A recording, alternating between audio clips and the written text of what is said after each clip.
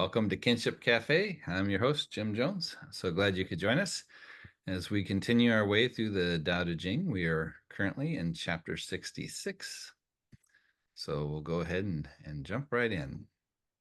And today we're using, excuse me, Chad Hansen's translation. He's another very well-respected scholar in the space. And he tends to have a little bit more of his translation I find is really good at bringing out certain points, but I don't always find it the most readable. But today it worked out really well. So we're going to go ahead and include his. So it starts, the way rivers and oceans can act as kings of 100 ravines is being good at lying under them. So this is another water theme that is similar to things we've seen before, in the sense that here we've got larger rivers and oceans being something that is lower, and so the smaller streams that come from the different ravines all end up flowing into initially the rivers and then ultimately the oceans. So we have a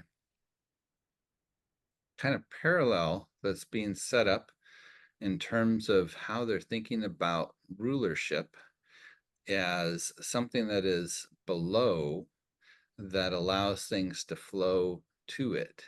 And one of the things that's interesting with that is if we kind of play with that scenario for a moment, the thing that an empire needs is the people. And if we think about the Warring States period, especially in the earlier days, during the spring and autumn period, where there were a lot of smaller ones that were kind of getting gobbled up by bigger ones as it moved into what we call the Warring States period, you have a need for people. And so, in a sense, this water flowing into these larger bodies is kind of in parallel with the idea of people flowing into these larger political institutions. What are your thoughts on what they might be trying to bring out in this, image that they're using as a parallel to this process? The river is masters the ravines not by towering over them, but by lying below them. Hmm. It's not above them, it's below them.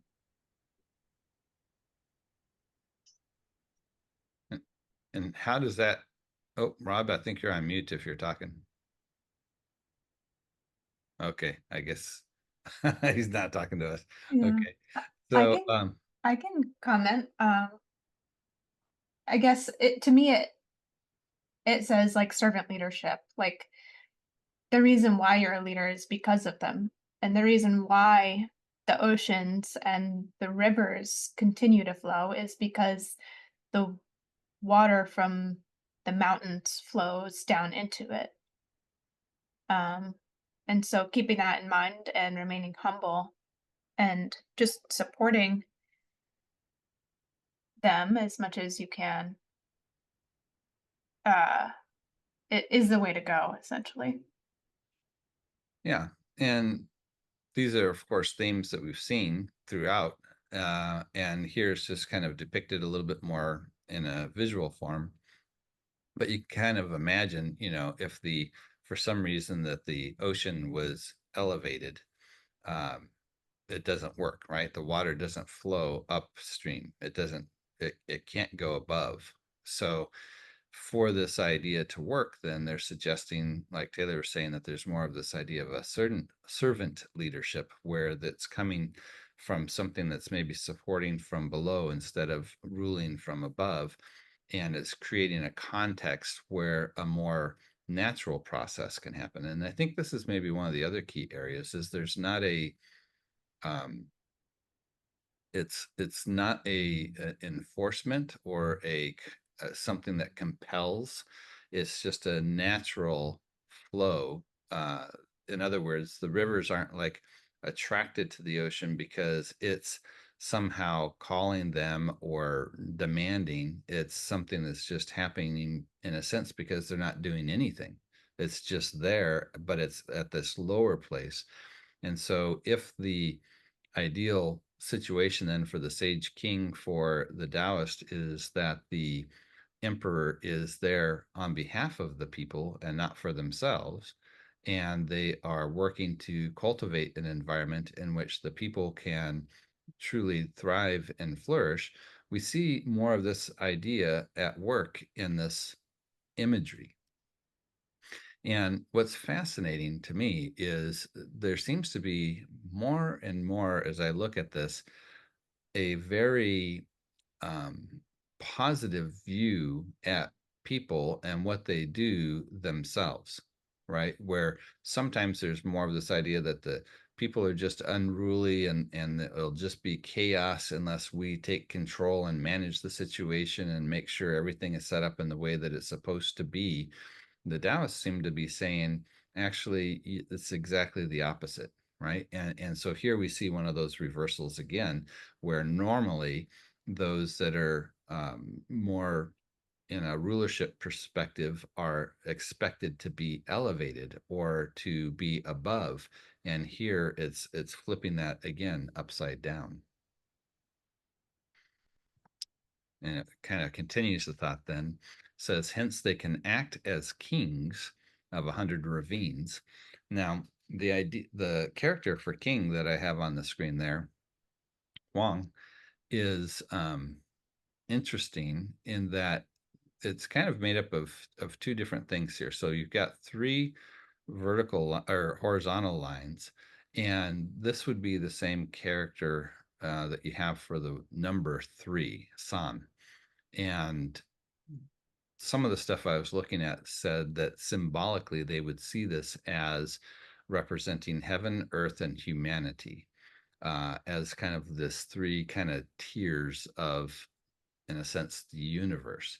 And so with that line between them, what you have is a way of binding these things together or bringing them together. That this idea of heaven and earth, again, heaven in this Chinese context is not in the sense like the realm of the divine as much as it is more representative of the cosmos or of the heavens, where you look up and see the stars or the birds flying, that kind of a thing.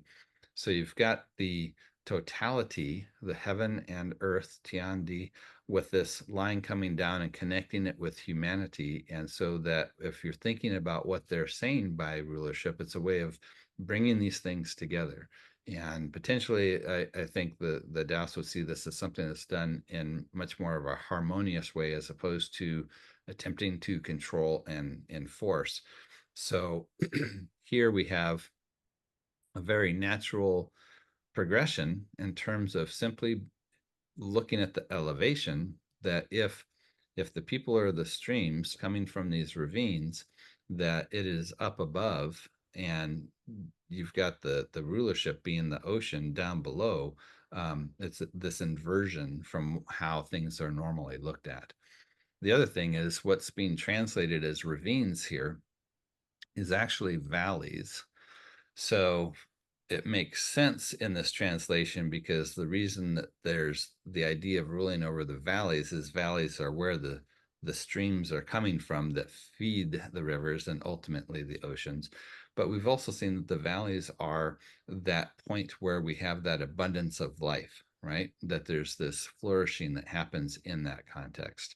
So for the ruler to be ruler over all these valleys, these sources of abundance, this life that's happening, it is a situation where it's a lot more of a hands off, but allowing, maintaining maybe more of the natural context for things to unfold as they naturally would. Any other thoughts on this before we go to the next slide? What comes to mind for me is the idea of a basin of attraction, which is kind of generalization of the way that that water flows downhill, which technically is it's seeking uh it's seeking to maximize its well, actually technically it's seeking to minimize its potential energy. Uh, but there's a sort of potentiality where if water starts at the top of a mountain or a hill or whatever, you know it's going to end up at the bottom, but you don't know necessarily by which path or exactly how or how long it'll take. But um, in dynamical systems, there's this idea of a basin of attraction, which is where like a potential field has an area where things are drawn to it. Um, and so uh, the largest river in a region is kind of represents like the basin of attraction. It's where any other water that starts flowing is ultimately going to end up. And also, I'm thinking of this insight that I had a long time ago about, I started thinking about the question of, do people need to be controlled? Mm. And I realized it's kind of tricky because, and I remember bringing this up and some people are like, well, of course, obviously people need to be controlled. But when you think about it, control means there's one thing that's controlling and there's another thing that's being controlled. So it implies that there's two things.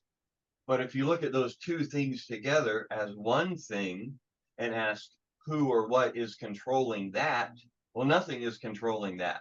It just is doing what it does if you look at it from that perspective. So I guess I realized that this idea of control is sort of subjective. If you're talking about in an ultimate sense, like you can talk about one thing controlling another thing, but you can't talk about a single thing just being controlled, because a single thing just does what it does and acts on the internal and external forces it experiences, I guess. But whenever I guess the realization was, whenever there's something that's being controlled, there's automatically something that's not being controlled. Like if the emperor is controlling the people, who's controlling the emperor? That sort of thing. Yeah, you brought up a couple of interesting thoughts for me with that.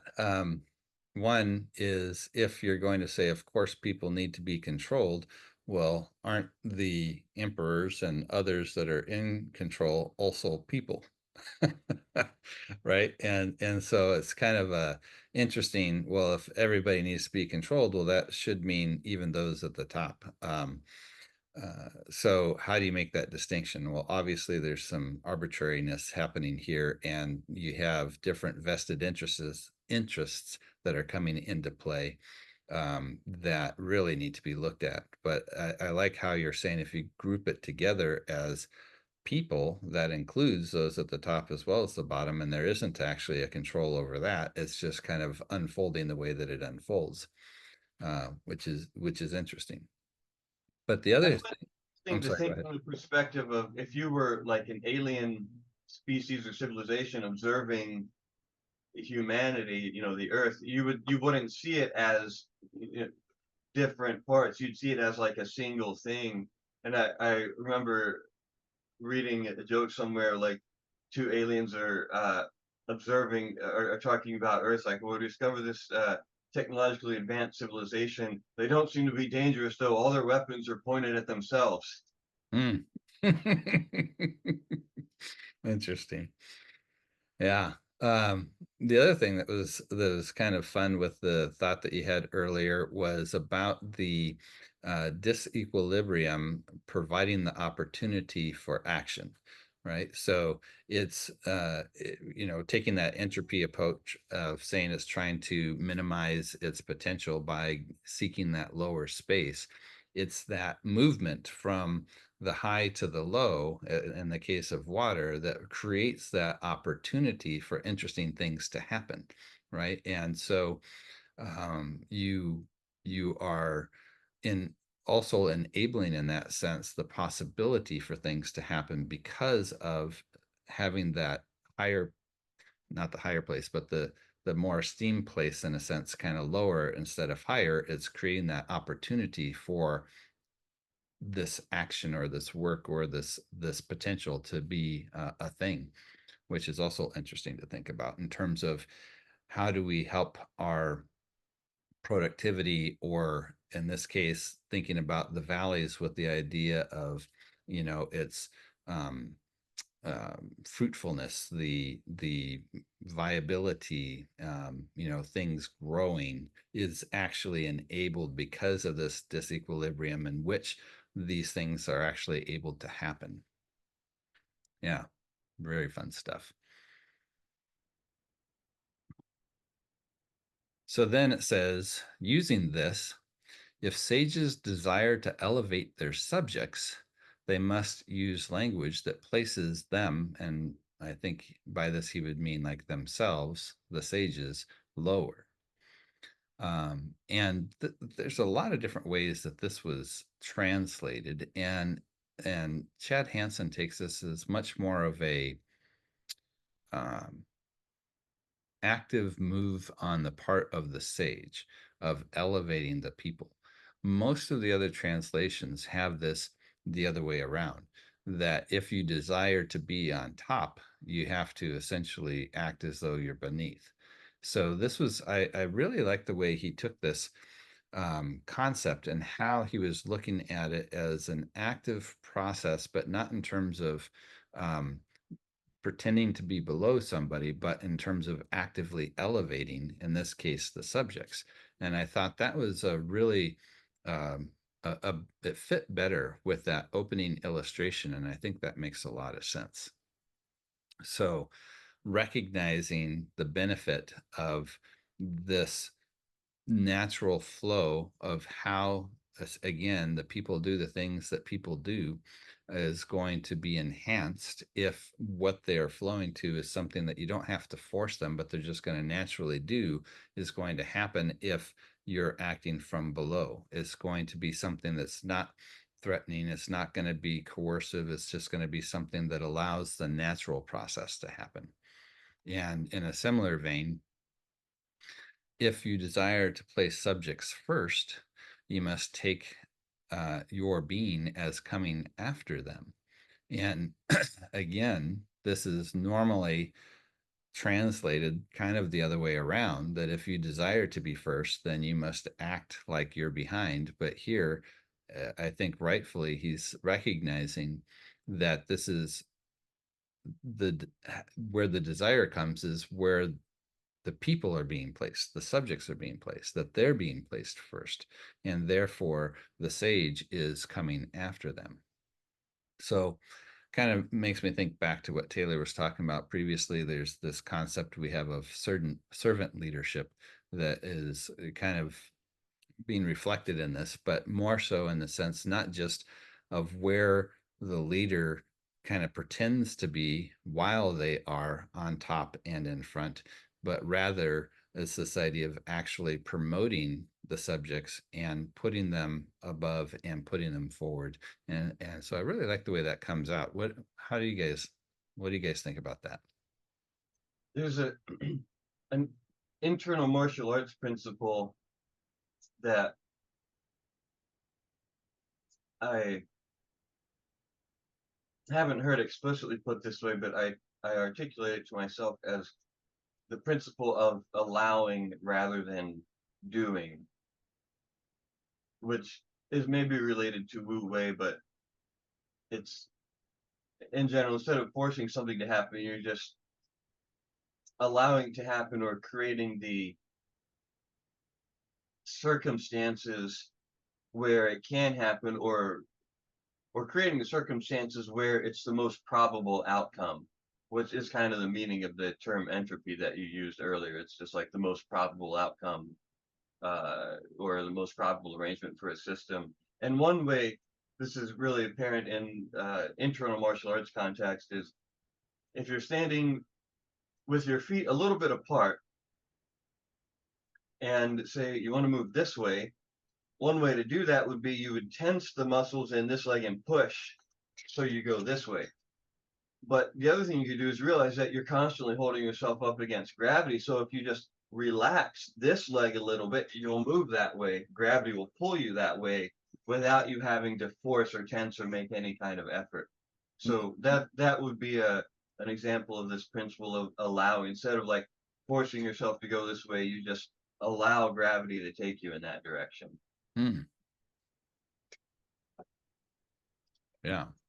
Principle of allowing rather than doing. Yeah, it makes me think a little bit of course, this is, I think, more on the Japanese side with Aikido and Judo, how there's a lot of just allowing the already motion that's happening from the opponent to follow through, and you're just kind of working with it, allowing it to happen as opposed to trying to counter it or resist it.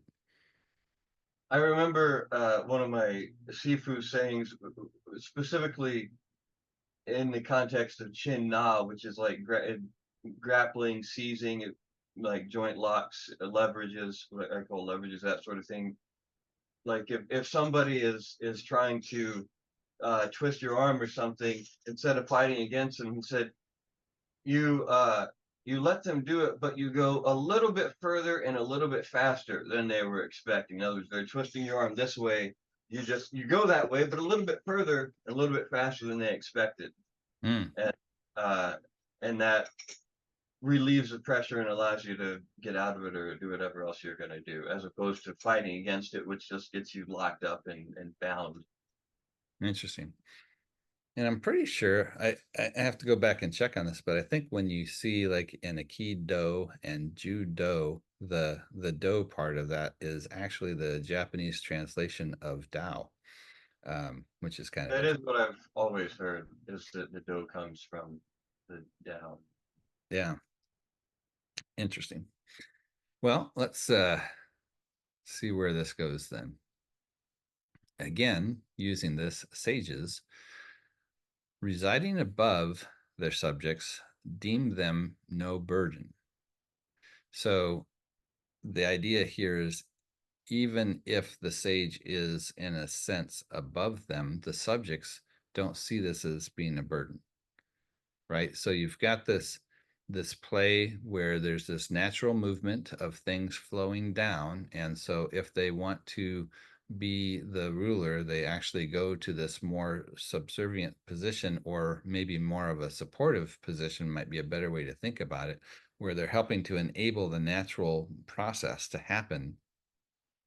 And so even if they're considered the emperor, but they're acting as though they are in this lower place and supporting the people and the natural processes, then the subjects are not going to see this person as being a burden to them, right? It's going to be something that's like, this is actually a good thing. It's, yep, they're the emperor, but it's actually supporting us. It's actually helping us to do what we need to do. This isn't burdensome. This is actually a benefit to us.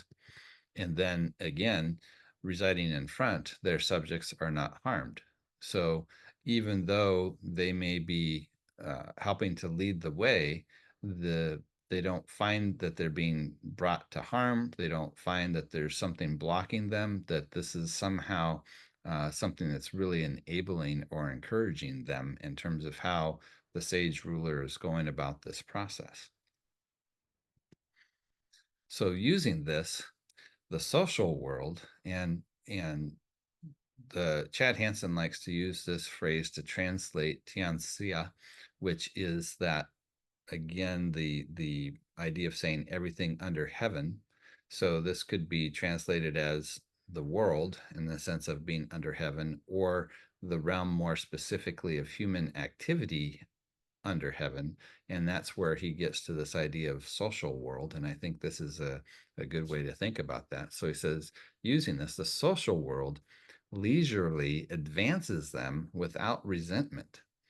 So if we think about the sage king, there's, if they're behaving or acting in these ways that are really helping to benefit and cultivate and bring about this flourishing of the people, they don't even have to really work at it. There's just this kind of, he says, leisurely, in the sense of like almost a just casual, or maybe it's this idea that it's just more of a natural process in terms of how the sage is advanced, that maybe this is how they even get to the place where they get, is there's this movement as they're acting in the world in a certain way that people actually are wanting this person to be that sage king, right? That's going to help elevate or advance their position, and doing it without resenting, right? It's not that they're have to deal with the fact that there's an emperor, or they're upset that there's somebody trying to tell them what to do or something like that. It's more of a,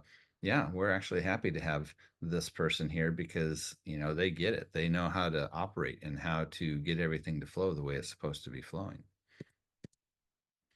And then since they're not contending, none in the social world can contend with them. This is kind of like what Dane was talking about, that like allowing, or that accepting. It's not a confrontation or a control move. It's more of how do things just naturally unfold. Oh, took it too far. That's That actually, idea of not contending, I've always found really, I don't know, inspiring, I guess. I like the idea of it. Um, the idea of, like, you, instead of taking a stand against things, you take a stand for uh for things. mm, Um, but I kind of feel like the in not just the modern world, but particularly more recent times, it's like it's harder and harder to do that. It's harder and harder to not be against something, or at least to not be perceived as being against something, because um,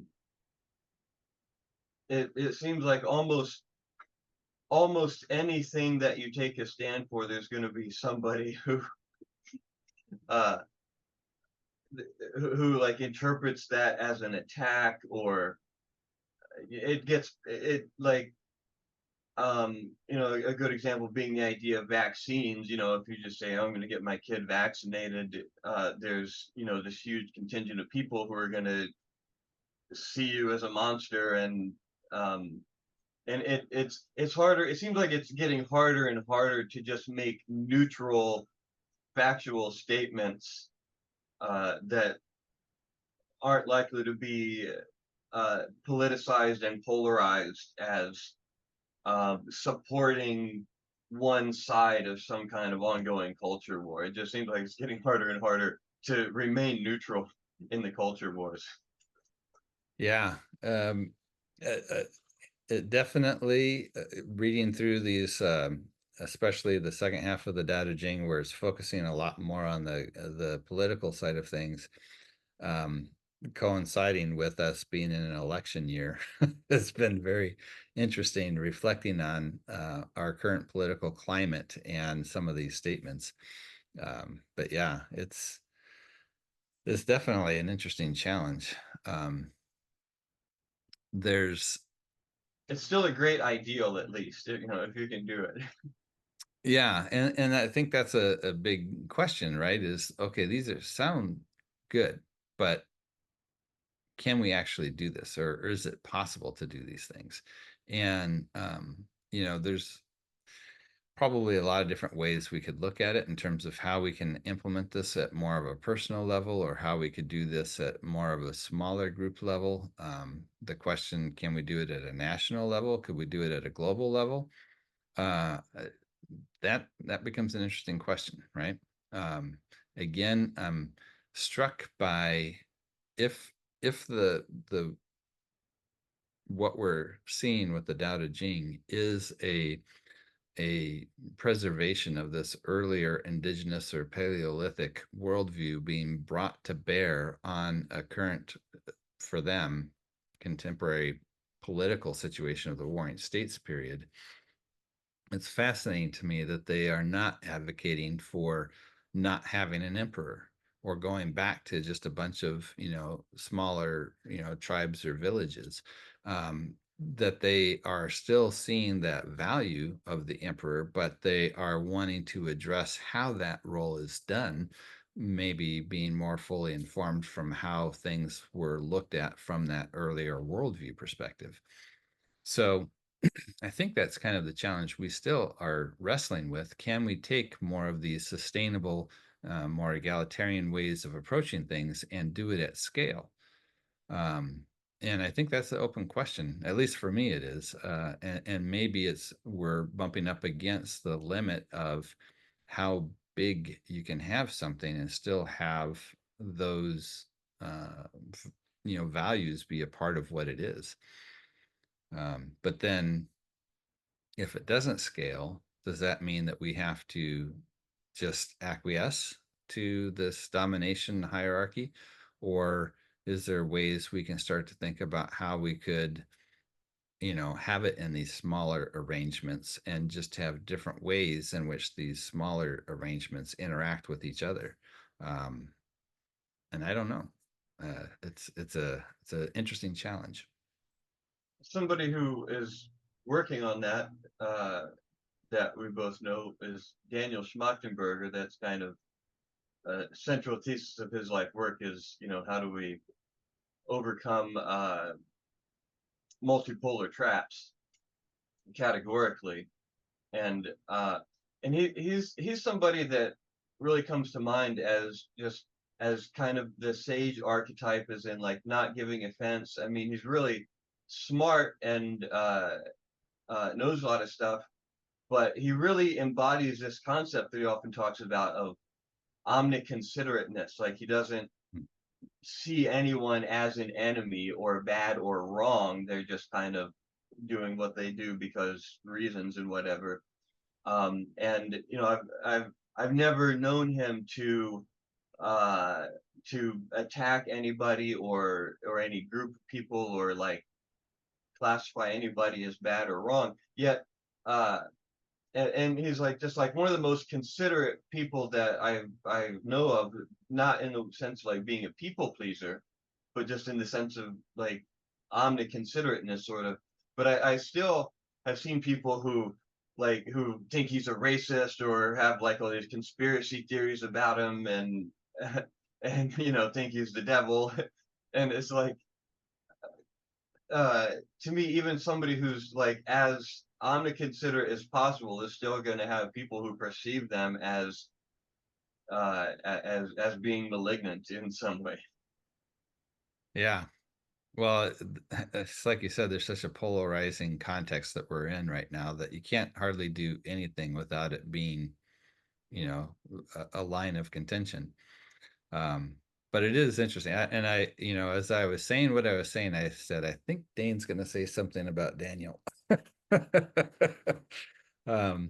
yeah, he's definitely a fascinating person to listen to, and he definitely has a capacity to think through and address these issues at a level that is definitely above my pay grade. But I enjoy his speculations on that and some of the other people that he's had conversations with.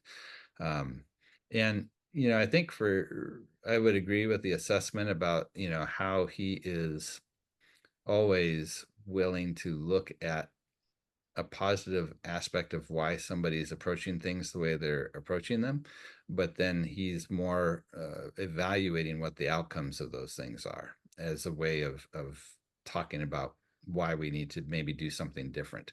And I think that's a good way of looking at it too. It's not about the attacking the motives or the people themselves, but more about what are the outcomes. Yeah. Well, we kind of got through the chapter a little early today. Does anybody have any other ideas or thoughts that they wanted to address, either about this chapter or some of the other things we've looked at already? I really like the thought of like the less control you try to have, the more control you have. In the sense of when you say the more control you have,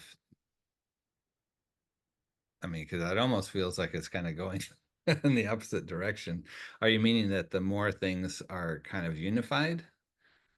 Yeah, it's like the less you try to control something, um, the more control that you have over like how you react to the situation. Because if you're not trying to control it, then you're less likely to like get upset Mm, or make others upset about it. yeah. Um, that is a key thing, I think, with a lot of the Taoist thought, then, is how we have more of that accepting aspect about the things that we don't really have any control over, and how we respond to those things is definitely going to be impacted or shaped by um, how we're approaching those issues. Yeah, Jim, have you read Psycho-Cybernetics? I have not. Oh, well, I'm sure you'd love it. The it's kind of the granddaddy of all uh, modern personal development, pretty much. It's kind of the source of the well, like the practice of like the way that Olympic athletes, for example, will do a lot of their practice purely through visualization. They just visualize perfect execution. And the main idea of psycho-cybernetics is that performance is controlled by the self-image, basically. And so we have this internal self-image of ourselves, and that's what dictates how we perform. And uh, what you said, Taylor, about the less control you try to have, the more you actually have, is very reminiscent of the ideas in this book, because um, the term it uses is the automatic success mechanism. In other words, you uh, like if you were to try to do even the simple physical task, like throw a ball to somebody so they could catch it, that actually involves a whole bunch of really precise calculations, and in terms of how the muscles contract and when you release and the trajectory and everything, that the conscious mind just would not be capable of. If you tried to do all that with your conscious mind, it would be impossible. What you do is you form an image of what you want to happen. I want to throw this and release it, and I want it to go there. And then the conscious mind gets out of the way if everything is working properly, and the automatic success mechanism, which is sort of like the unconscious or autonomic nervous system, it just takes over, and it um, creates that outcome as best as it can. And what interferes with this is actually too much conscious control interferes with the operating of the automatic success mechanism. So one phenomenon that's mentioned is purpose tremor. An example of which is if you try to thread a needle, like if you just hold your hand up, you can hold it still. But then if you try to thread a needle, all of a sudden you can't hold still. It's because the more you intentionally try to focus, the more attention it creates, and it actually, you kind of overcompensate and then correct for the correction, and you overcorrect, and it creates purpose tremor. So uh the author of this, he was a surgeon. He was actually a plastic surgeon up until he was 60, and then he retired from that, and he wrote this book, Maxwell Maltz. He talked about how, like, when surgeons are doing surgery, what you have to do is like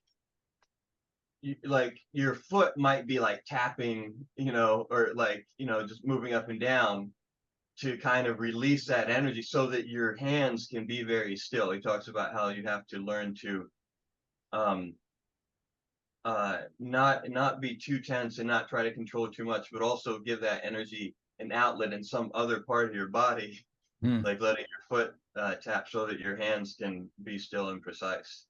And what made me think of that was the idea that, like, the more you try to control, the more you try to consciously control something, the less actual control you have over the outcome. It becomes more kind of random.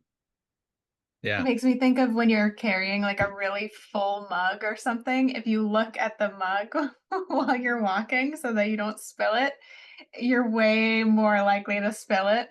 But if you don't look at it and you just walk, it's way easier. Yeah, and if you relax your arm, just kind of like let your arm float there, Hmm. and whereas if you try to hold it tensely, it'll Yeah, uh, it's funny.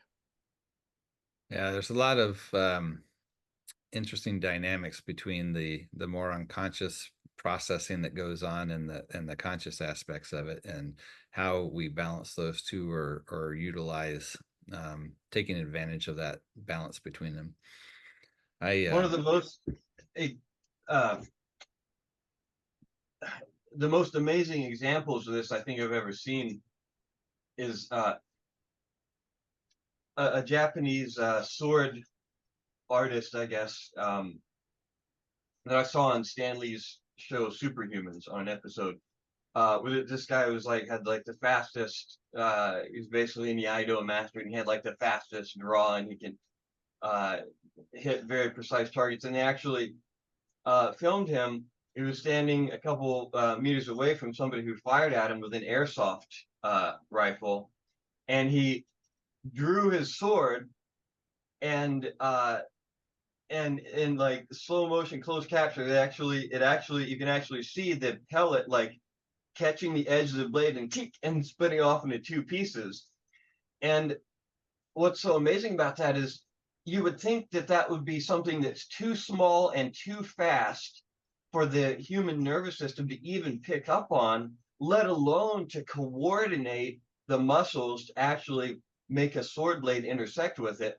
But for the automatic success mechanism, it's totally doable. Like our unconscious mind is actually capable of things that would seem like they would be impossible for our conscious mind to do. That's the only explanation that I could come up with for that. Like, how could a person possibly have that level of skill and precision? The automatic success mechanism picture or theory kind of is the only thing I can think of that really explains that. Yeah, when you see somebody like with a 22 cut a card in half, with the edgewise, shoot through the card, you're like, what the heck? But it's interesting. A lot of the neuroscience is basically saying that the unconscious part is the part that's always actually doing everything. It's the conscious part is a little bit after the fact, and it kind of makes up a story about why we did what we did. So, you could see how trying to focus on the conscious part would slow down or interfere with the physical activity that you're actually trying to do. Another book that I like a lot is Jonathan Haidt. He wrote a book called The Happiness Hypothesis, I believe is the title. And he has a way of visualizing these two different aspects of the brain. He talks about that unconscious part as an elephant and the conscious part as a rider on top of the elephant.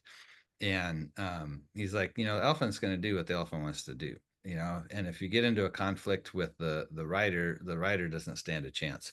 So a lot of what we have to do is learn how to train the elephant. And so that's where a lot of these cultivation techniques come into place, and how we develop what we call second nature, where you don't have to think about things, but you can just do them, like typing or driving a car or something along those lines.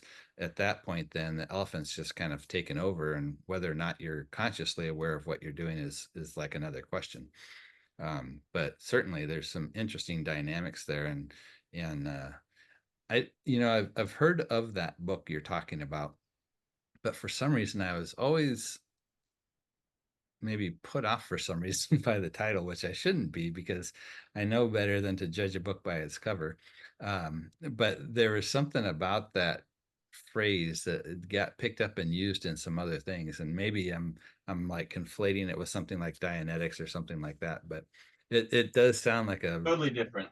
yeah, I know it is, but I think there was just some kind of strange connection that was happening there. But yeah, it sounds like it'd be a really fascinating book to read. It's a classic. Yeah.